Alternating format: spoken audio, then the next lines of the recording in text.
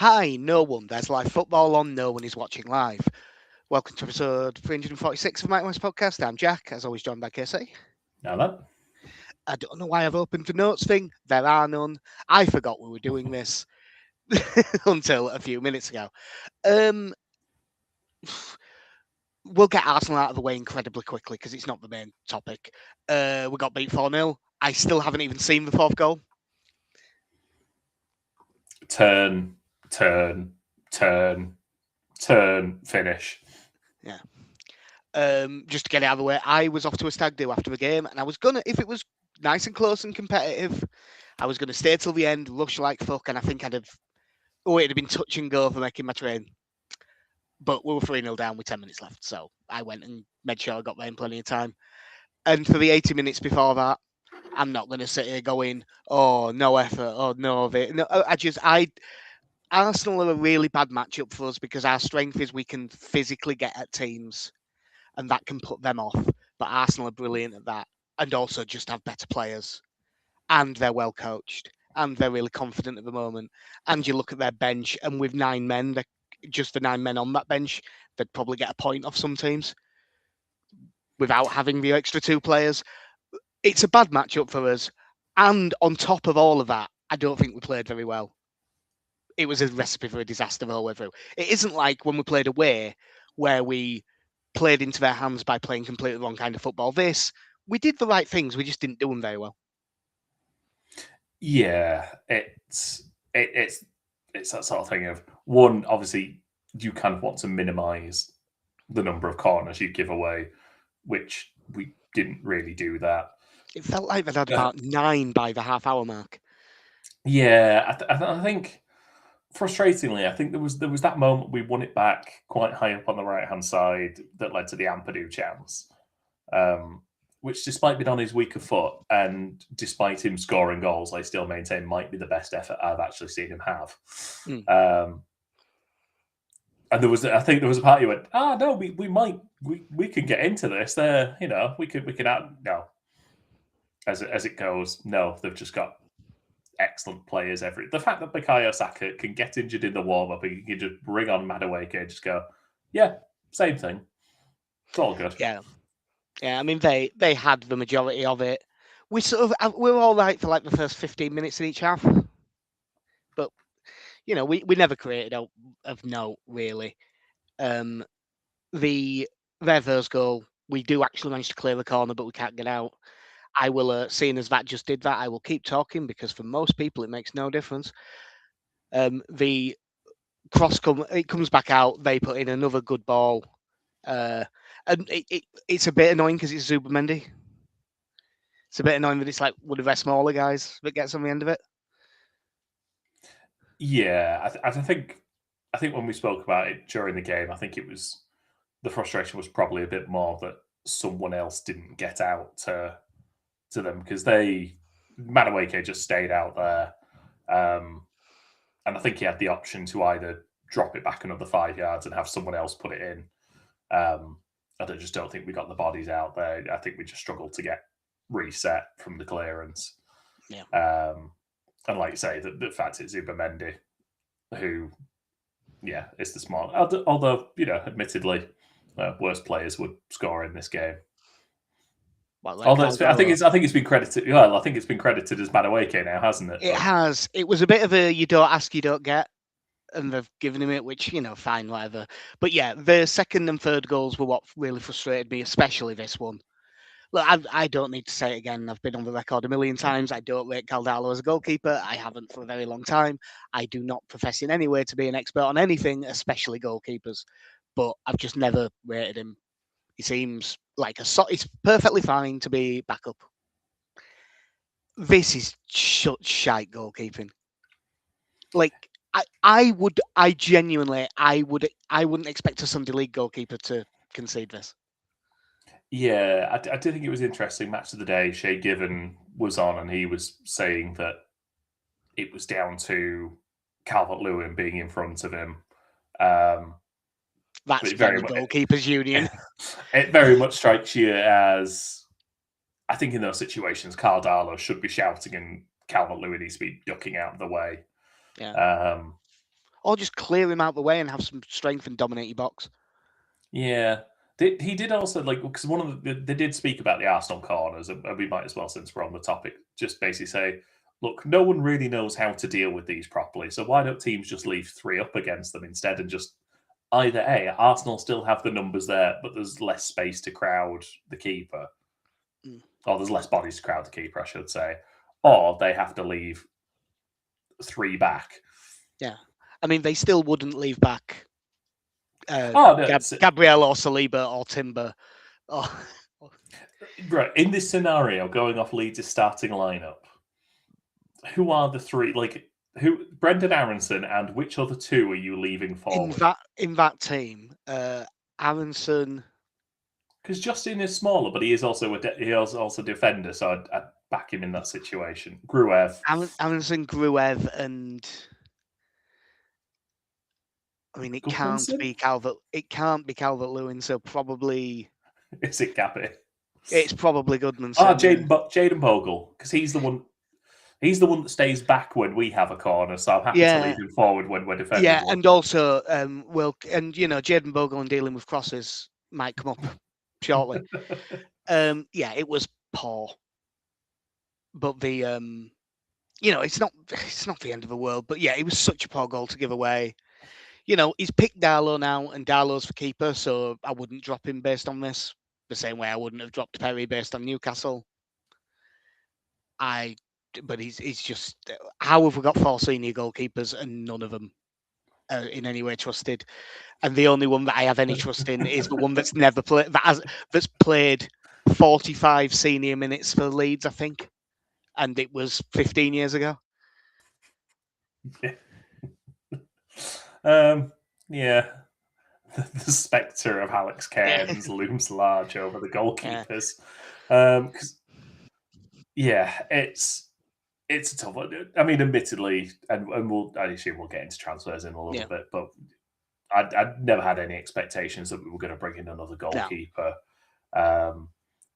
The only saving graces, I think, for this season, that Farke took action quicker than he did last year. Yeah.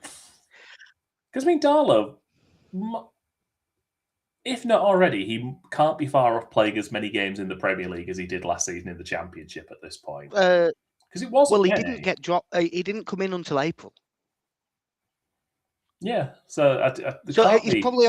I think he might have already played more because Perry missed 3 or 4 due to injury. So we get to half time. To be fair to Farke, he had to do something. Changes need to be made, and he did. That's weird. Sorry if you heard that in the background. I was just checking the basically what happened for the 4th goal, and it started playing the Match of the Day theme because I'm on the BBC website.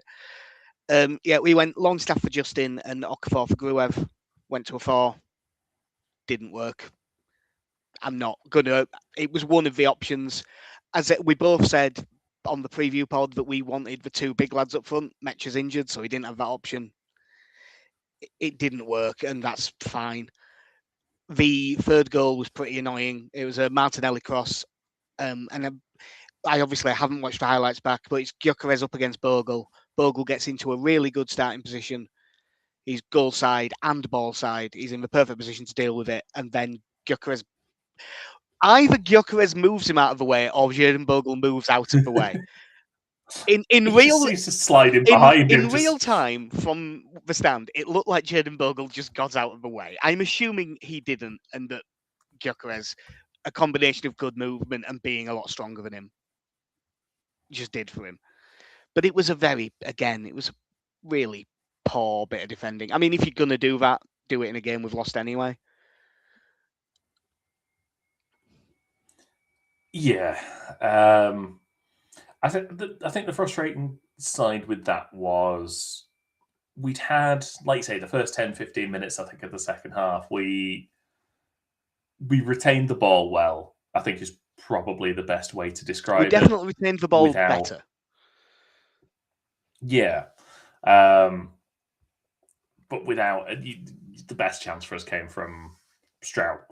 Stroud actually finds himself in acres of space in the penalty area from a corner and just doesn't get any power on his header. But I think once that third goes in, Ellen Road becomes bollocks to this. Let's just have a bit of fun now. Yeah, Then, yeah. I mean that Stroud header is our only chance of the whole game. Yeah. I mean it was very poor, and yeah, the game fizzled from then, and I genuinely I don't know what happened for the fourth goal because I had gone and I haven't watched highlights back. It says it's Erdegaard setting up Gabriel Jesus for what it's worth. Yeah, Gabriel Jesus just gets the ball. I'm going to say, probably edge of the box, and he just has Strauch standing him up, and he just turns a couple of times, not even fully turns, just turns a bit, and magically there is space for him to curl it in the corner. Yeah. The only saving grace of that was the chant of 3-0 down, who gives a fuck, we're Super Leeds and we're staying up, just turned into 4, and we carried on as was. I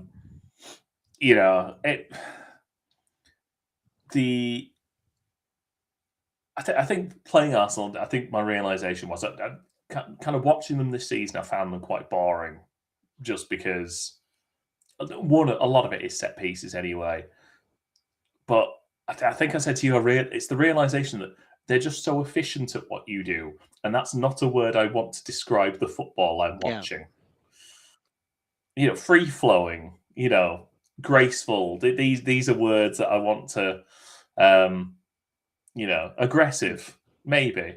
But yeah, they just do these things, and it's not the Arsenal of old that could pass their way up a pitch. I don't know what it is. It's just dull, but it works. Yeah, they are set up to play. Basically, instead of have all the talent in the world but have a bit of a soft centre, they now are a really efficient football team with the ability to play really well if they need to. They didn't need to against us. They just had his number, which is fine.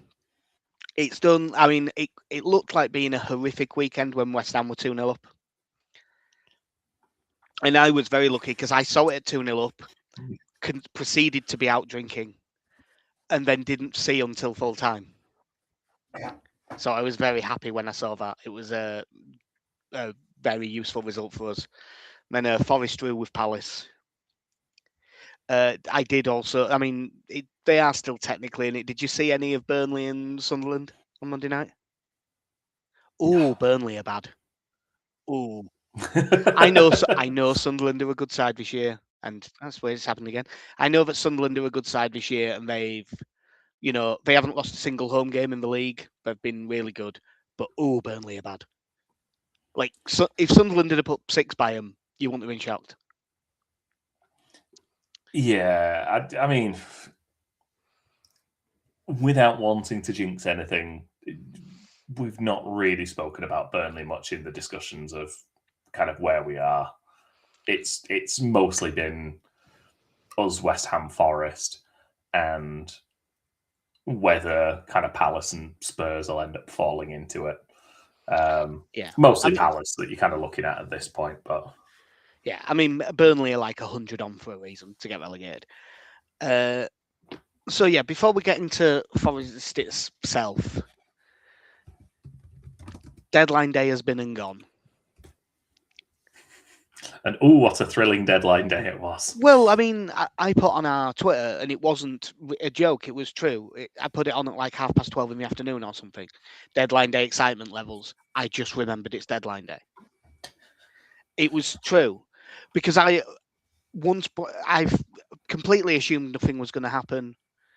That is what most people were expecting. I know some people got excited by the Strand Larsen thing, but that died down a couple of days before deadline day I was almost right because I said the whole time he's going to Palace because Mateta's leaving. It turns out he's going to Palace and Mateta isn't leaving. It ended up being the accurate thing. But the main thing is not doing anything really. And I would say in terms of a squad, Harrison out, Buonanotte in. while I think that's that is an improvement, I think, between the two players. You could say we haven't really done anything in January there. Yeah, One in, one out, and neither looks like starting very often. The difference is Harrison never was going to force his way into the side. There's a chance Buonanotte might.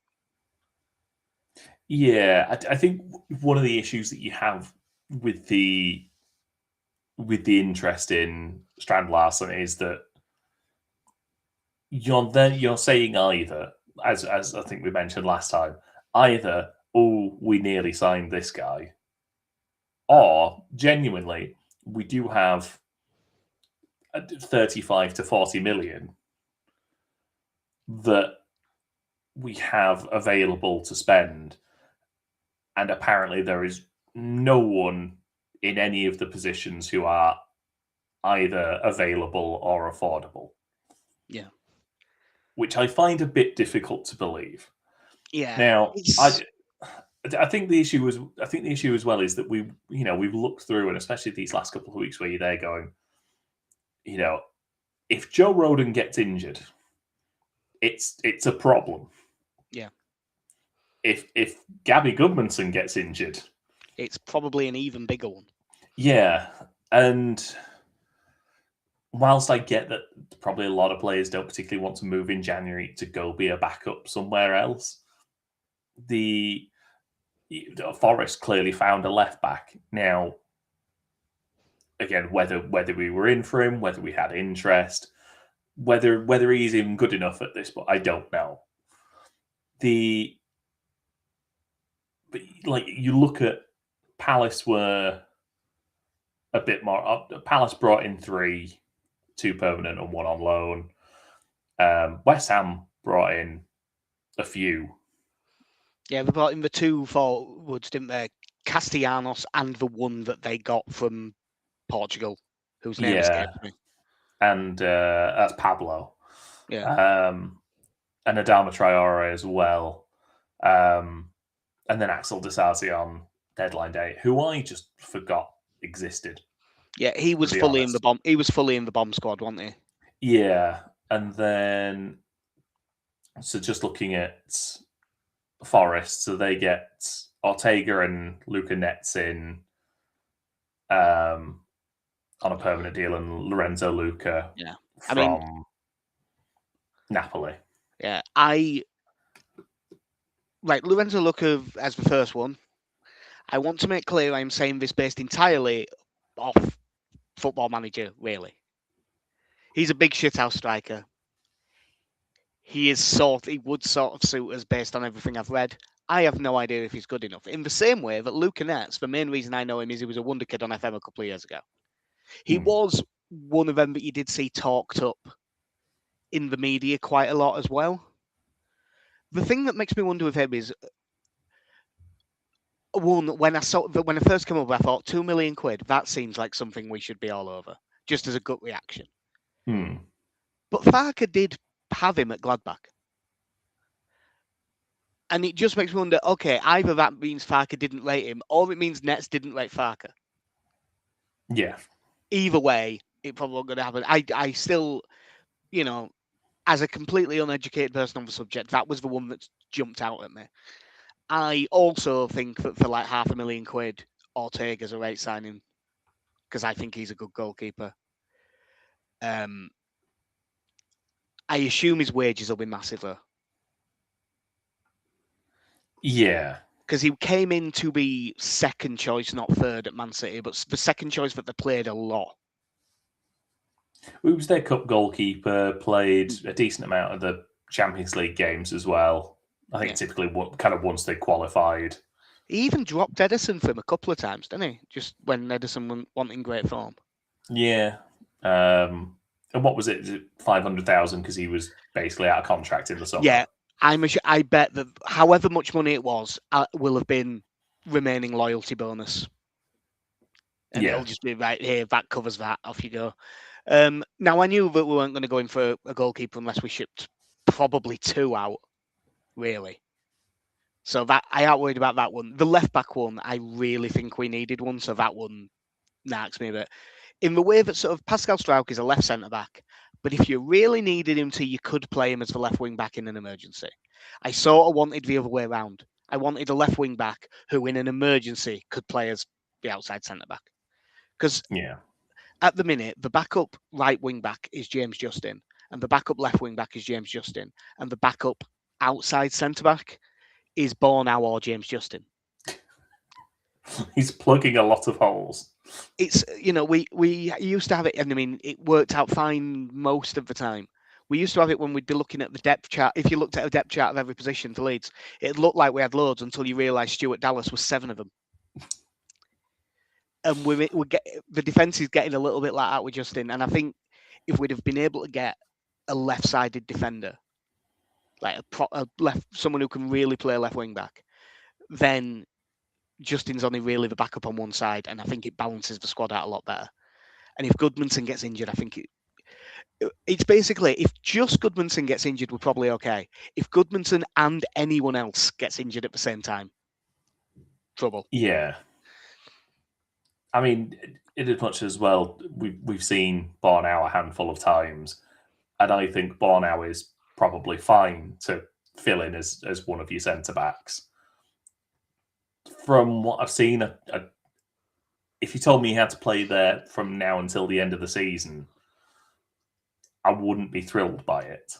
No. So, yeah, like I say, the fact that we had either some money available or just wanted to throw in a bid to make it sound like we did, which I get it. It's exciting going, £40 million striker. That isn't that great, but we kind of broke it down as some, it's great and all, but one, if it backfires, it's a massive problem to deal, not literally and figuratively, to deal with, and it still doesn't address any issues with the squad at all. No. But we have become something of a specialist of doing fuck all in January. Yeah, and we've become a little bit specialist at going for these bigger names and it not happening. The Cody Gakpo chases, the Charles de Ketelaeras. I know this isn't. It's some of the same people, but it's not all the same people. But it is. You mean half the Liverpool team now? Yeah, you can tell that a lot of them is getting pissed off at it. The basic thing to go about it is we both agree that we're never going to get a keeper. Neither of us are surprised. Given the signings for other teams and us not doing, has it sort of affected your confidence level about staying up? No, if I'm being honest, purely because whilst I look at the signings they've made and West Ham went in, got 2 strikers in, clearly I think they had a look at Nketiah as well. Yeah, I saw that today. They apparently agreed a deal for him, but Nketiah did his hamstring. Yeah, which I don't think speaks a lot of confidence. Bearing in mind that they play one up front, doesn't speak massive amounts of confidence of what they brought in. I can't say I've seen much of either. Someone signing mid-season from the lower end of the Portuguese league doesn't necessarily scream, 12 goals between now and the end of the year. I could be wrong. Adama Traore is a decent Premier League winger. He's incredibly wasteful, but that level of sort of physical gifts, if you're bringing him on those physical gifts that use a Mark Cucurella, fantastic. Yeah, but like if you're 75, 80 minutes into a game as a defender and you're a bit knackered and Adama Traore comes on, that's never going to be a fun 15 minutes for you that's about to happen. No. It's why he'll always get chances. It's got, Dan James has this to an extent. He just doesn't also have all the strength. there's no substitute for just being faster than everyone else. And as a defender, or more slippery. Yeah, there's no what you can do about it a lot of the time. And to be honest, like with the Palace signings,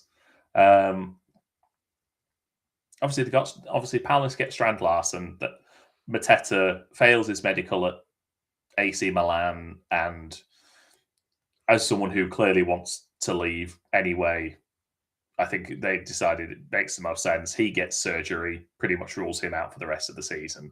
Got Gessan in on loan as well. Yeah. Dwight McNeil didn't happen. No, Brennan Johnson was a good signing.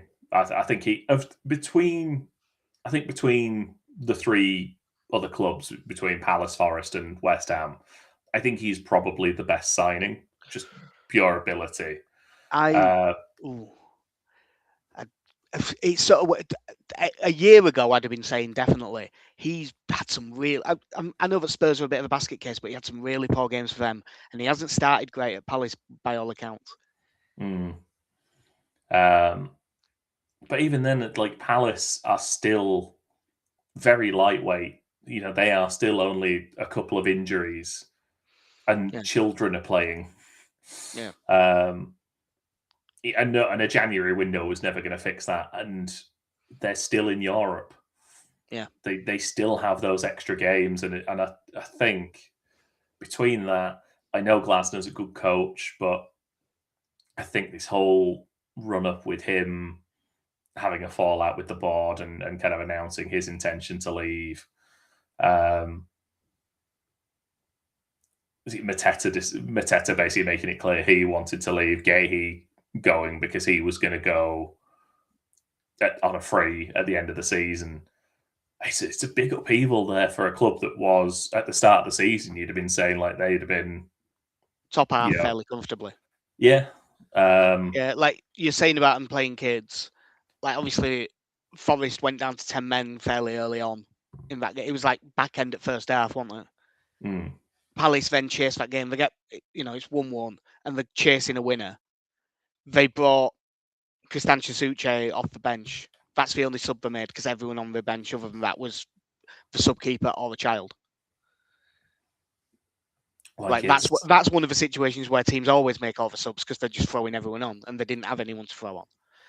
I mean, I still think Palace will be fine because I just think they've got enough quality, and I think as much as they're a bit falling out with each other at the minute, they've got a really good coach. I am less confident than I was a week ago, but not by loads. Like it has, if we'd have. If we'd been sat here the exact same, but we'd got a centre back on loan or a left wing back, I think I'd have been about the same. But I think a lot of it for us, basically, I think is going to come down to how's our home form between now and the end of the season. If our home form remains good, we'll probably be okay. If our home form drops off, we might struggle. Yeah, I mean, again, when you try to rationalise these things, and I appreciate that is a dangerous thing to do in football. If you can win 3 of your home games, which one of them is, of the games you would consider winnable, one of them is Friday against Forest. Yeah. You also have Burnley at home, and you've got Wolves at home. If you can win those 3, and this Friday is obviously, I think, the toughest of those 3. Yeah. But if you can win those, you're on 35 points. And that's, whilst there is that little bit in your head going, somehow we're going to get to 46 points and West Ham are still going to catch us up and we'll end. There is still that 6-point cushion, as terrifying as it was for a large portion of Saturday night when you saw them go 2-0 up. They still have a 6-point lead to overturn, plus the goal difference. And you're only the saving grace of this weekend was that we were another game down, and that had not changed. Yeah. Aside from boosting Arsenal's goal difference. Yeah, and hurting ours quite a lot, which may be important. We don't know. But yeah, I mean, I don't think we will win all 3 of those games because it's Leeds and that's just not the way it happens. But if we did, you take them out, 35 points, and you're needing what? 5 or 6 points from your remaining 11 games. I mean, you get those 3 wins and 3 draws between now and the end of the season. You're on a point per game. Yeah, it sounds eminently doable, doesn't it? Which is terrifying. It's so doable. Yeah, it's so weird how I said this at the start of the season, and I meant it, and I stand by it because it is true. But like when you're at the top of the league, draws kill you. When you're at the bottom of the league, draws are your friend. Because any points are good points.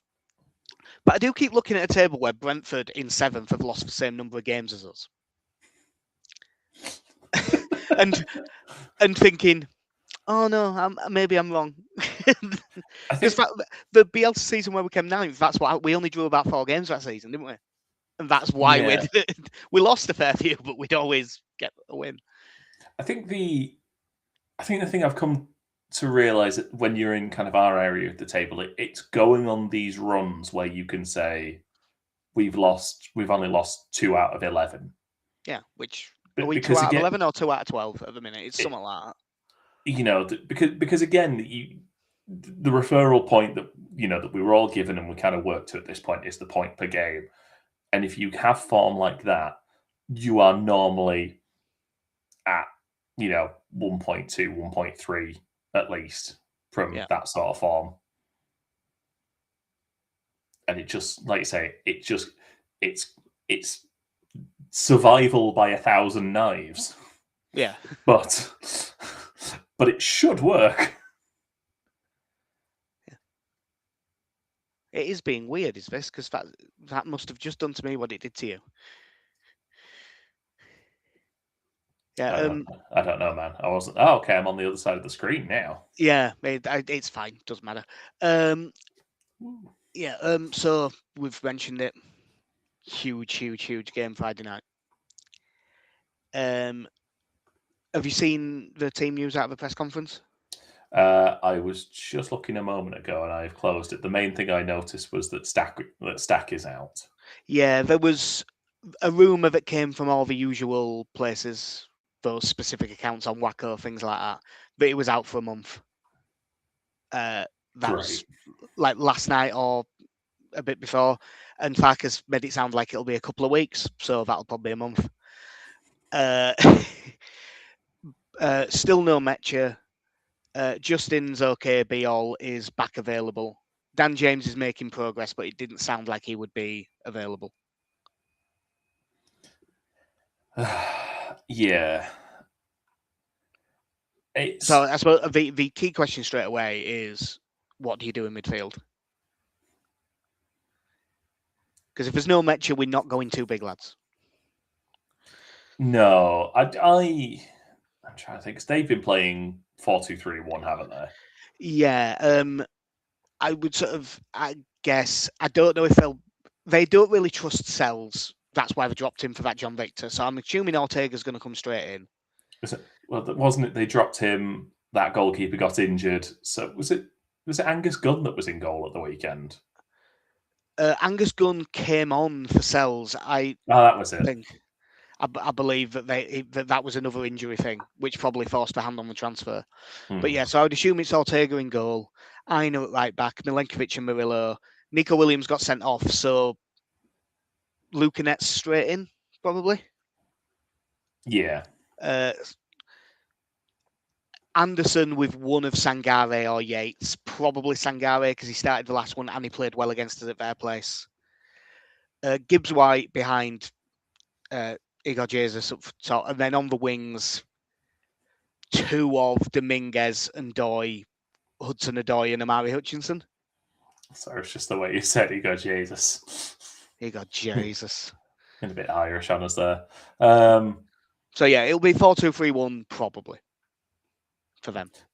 Yeah, it's kind of what they've gone with most of the season, isn't it, at this point? And they've got quite a good squad, strangely. They still have a big squad. Talked about it last time. The strikers are pretty decent, but it's for like 3 behind. We've got like 6 really good players for those options. Yeah.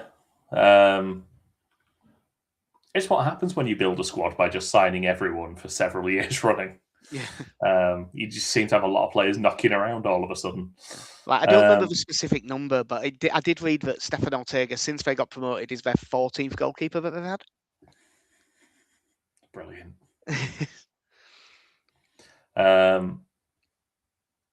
Yeah, they are they have a decent squad. I don't know where to place them at the moment because they went on a fairly poor run, apart from beating Spurs, but that sort of doesn't count at this point. And then they went away to Brentford and beat them fairly comfortably. Yeah. Where Brentford have had a fantastic record at home. They just have a decent squad. Like I think it will be. It probably should be by all rights a very competitive game. Yeah. I mean, just looking, what are they now? I, They're I level like on. the. I like their attack a lot, as I said, and I like their centre back pairing as well.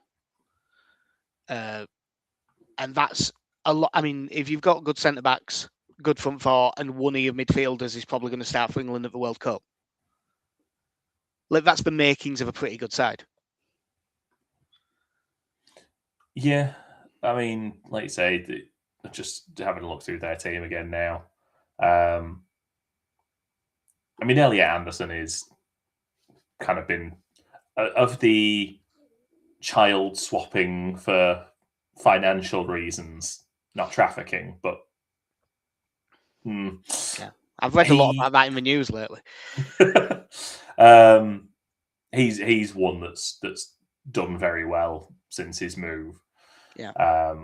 And like I say, I think he's a shoe-in for that team this summer. Elsewhere, like you say, kind of the attacking options are very good. You're probably getting kind of a bit hit and miss when you're looking at Hudson-Odoi.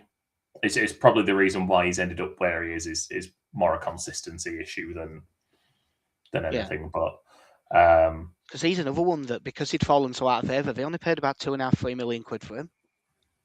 Yeah. And then, they've been having like the last couple of games, Amari Hutchinson is someone coming off the bench despite costing about 30 million. Yeah, it might even be their record transfer. Him and Dan and Doy were both like around the £30 million mark, I think.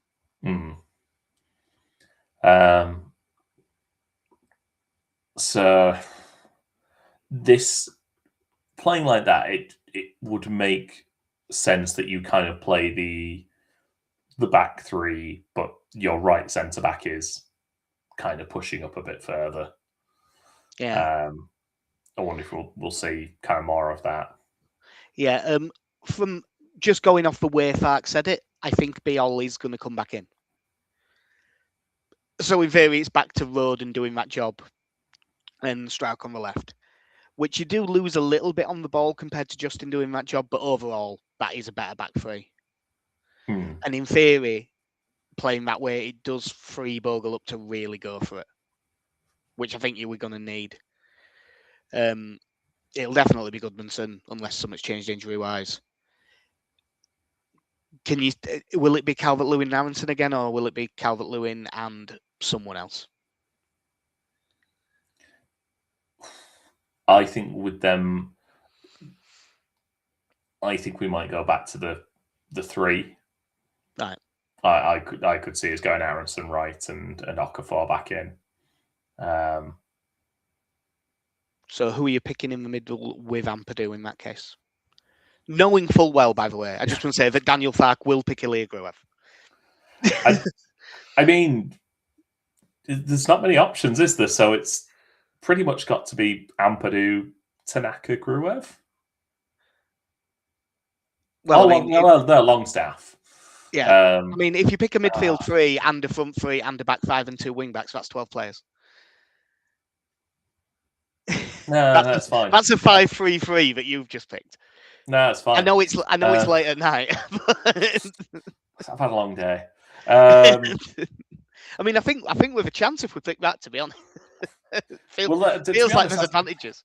I said Longstaff, and then I went, hang on, didn't we play Longstaff, Gruev, and Ampadu the last time we played them? Or did Stack play? I don't remember anymore. We were awful at that place. Yeah, we were dreadful. We were truly dreadful at their place. It was that was them, that and the Brighton game were back to back, weren't they? And that was because that was basically the week that everyone went, fuck, we're going to have to sack him. Yeah, didn't we follow this up with the defeat to Burnley? Yeah, it was not good. No, it was a horrible time, but we've recovered now, and it's all totally fine.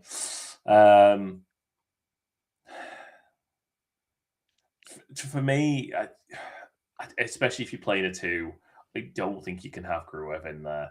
But I completely agree with the fact that he most likely will, because he loves the defensive security.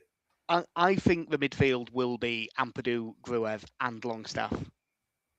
And I think he'll have basically Aronson with Calvert-Lewin. I think that I wouldn't do that. To be honest, I'm certain he's going to pick the back 3. With the way they set up, I actually think you probably should pick a back 4. I think this is one of the games where we should be in a 4. I just don't think that'll happen. John Peru at 10. Well, I look at Anderson, Sangare, Gibbs White, as good a midfield as that is. And I feel like if you're picking a midfield 3 of this is more difficult without Stack. But if you were picking just Ampadu, Longstaff, Tanaka, I think you can match that up and do all right. It was easier with Stack, but I think it will be a 3. I would quite like to see. I mean, I'd quite like to see Nonto with Calvert-Lewin, but I don't think for a second it's going to happen. So I'm gonna go with it's the 5-3-2. Ampadu, Gruev, Longstaff, and Aronson up front with Calvert-Lewin. Yeah, I really wish Tanaka had been able to follow up kind of those performances against Chelsea and that sub-appearance against Liverpool. The thing is, his starts, he's been pretty good. He's had a few poor games coming off the bench. Because I think if you're going to do as a straight swap for Stack, I think he's probably more in that mould than Longstaff is. But with Longstaff, you get the set pieces and you probably get a bit more defensively. Yeah, and that bit of physicality in midfield that we will probably need, which is why I think it'll be him. Plus, Harker just doesn't seem to trust Tanaka much this year. No. As Jack Field says, it's ever since he's gone glamorous with his hairstyle. Yeah. But it's going to be a really nervy one. I saw some people who were like, "Oh, Leeds haven't made any transfers. The atmosphere is going to be awful on Friday. It's going to be no. The atmosphere will be nervous, but that can go. The atmosphere will be really nervous for 5 minutes, and if we start well, it'll become a really good atmosphere. And if we're 1-0 down after 4 minutes, then it might go up. Then it might be a bit tetchy and awful. But because we are 6 points ahead of the relegation zone, I've said this about a few games this season. I can't call it must win, but it's pretty damn close.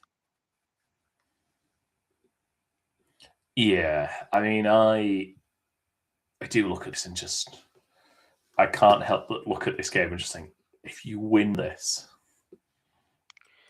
and then by such a good position, and then by some miracle, Burnley beat West Ham. Yeah, I will say based on. Or even, you know what? I won't get greedy. I'd take the draw. Yeah. What was it? How poor a side do you have to be for West Ham to be only just over even money away from home at you? That's how poor Burnley have been.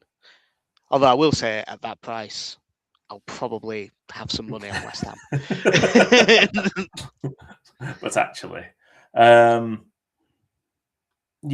and then I'm just looking at what else is going on that weekend. Palace are away at Brighton. Yeah. If we're bringing them into it as well. I mean, if we win, we're level on points with Spurs and Palace before they kick a ball. Yeah. It's a weird world we live in, man. And I mean, and Spurs are away at in-form Manchester United. No, I'm going to start believing. I am refusing to think about Spurs and Palace in this, unless we go above them, and then I'll start thinking about them. Yeah, it's if you can just win this. Yeah, I really just win. It's that simple. I've said it. Look, just win. Easy. Yeah, when I'm just looking at their team. Gibbs White scares me because when I've watched us lately, we seem to have a bit of a problem with players dropping off 10 yards and just having a big heap of space in the middle. And he's pretty good at that. So he's probably the player of theirs that I'm most worried about going in. And because I still think we're quite vulnerable to shots from the edge. So I'd actually rather they play that Nico Dominguez on the wing rather than Hudson-Odoi or Hutchinson or one of the more out-and-out attacker wingers. Yeah. So we'll see. So I think I would probably say that Hudson-Odoi versus Goodmanson and Gibbs White versus Ampadu are about the two key duels. If we get the better of those two, I think we'll be all right. You need a bit of shithousery. I think we're going to win. Cool. I haven't got predictions of everyone yet because as I said, I forgot that we were doing this today, so I haven't messaged everyone. So I will have to tweet them out. But what are you going, Casey? 2-0 win. 2-0 win. I'm going one apiece. Just having had a look at Arsenal, no one got. Little Danny got very close because he had 4-1. But there's the optimistic draws and then everyone being realistic about us losing. So yeah, that game is going to just be huge. And yeah, if you win that, you can have, because I mean Chelsea away on Tuesday, then it's none of them are a free hit, but you can sort of feel like it is. If we're being honest, if you don't beat Forest, especially if you lose, all of a sudden all the pressure is on. That one team cushion that we've got between is gone. It's not about teams between us. It's all the numbers. It's all about the numbers. The Royal Rumble, the Premier League. Yeah, for 20 state long of the years. Economy. It's all about the numbers. Yeah. But yeah, that I think because it's obviously late and we haven't blanked out in. I think that will do us. I should mention when we were on about the centre back things. Weirdly, Daniel Fark did mention Alfie Cresswell in the centre back discussion. Yep. Which is weird. One, because he's never been in the first team squad, and two, because he's a midfielder. I mean, we've played him at centre back in the 21s, but is he mixing him up with his brother? Cresswell? Yeah. Is he mixing him up with his brother? Maybe. No, because he didn't speak that kindly of Charlie. Yeah, fair point. But yeah, that will do us for episode 346 of My Works podcast. We'll be back in theory quite quickly because we'll play again Tuesday. Yep. But it depends on work and stuff.